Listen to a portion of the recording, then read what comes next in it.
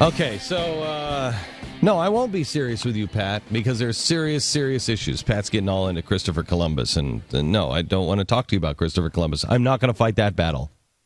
Not going to fight that battle with you. I'm not fighting any battle. It's over. Like 500 years ago, it's over. No. History doesn't make any difference at all now. Really? That's what we're learning now. Okay. It doesn't matter. It doesn't matter.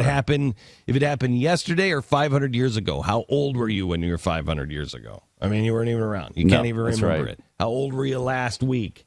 You Same weren't age even as around. I am today. You don't even remember it. Okay. Now, let's look at what our schools are teaching. All right. Okay? They're helping our kids. There's a story on The Blaze that is an absolute must-read. In fact, it is the lead story now on The Blaze. It's the most read story on The Blaze. The question is, how do you teach the Bill of Rights? Now, me, personally, I think the Bill of Rights is pretty simple. I mean, they're all like a couple of lines, you know? Maybe the quartering of soldiers in your house might need to be explained a little bit, but I'm pretty sure that everything else is pretty self-explanatory. Well, not according to the textbooks now in Denton, Texas. Now, remember, this is the story where this is the same town where the kid was writing, what did you do for your Christmas vacation? I went to Cabela's. We looked at guns with my mom, and he was in trouble. So now what are they doing?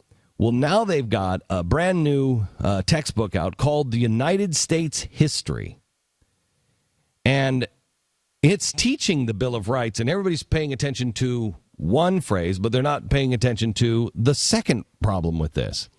The first 10 amendments, it says in 1789, the first Congress elected the Constitution Act quickly to adopt a number of amendments listing people's rights. They were adopted in 1791, First Amendment. Second Amendment, here's the Second Amendment. People have a right to keep and bear arms in a state militia. That's Oops. Excuse me, that's not the... That is not the Second Amendment. That's what's being taught in the history book in Denton, Texas. How does this happen in Texas all the time? We've had a lot of these stories, and I guess it's happening everywhere. If it's happening in Texas, it's happening everywhere. There's no doubt about that. It might just be that Texas they're the ones leading the charge to pick these things out. They may be everywhere, and everyone else is like, whatever. It could be. That's sad if it's true. Good point. Second Amendment, the people have the right to keep and bear arms in a state militia. That is not what it says. There's the First Amendment. Congress may make no laws that infringe on a citizen's right to religion, speech, press, assembly, and petition. Congress may not favor one religion over another. Parenthetically, separation of church and state.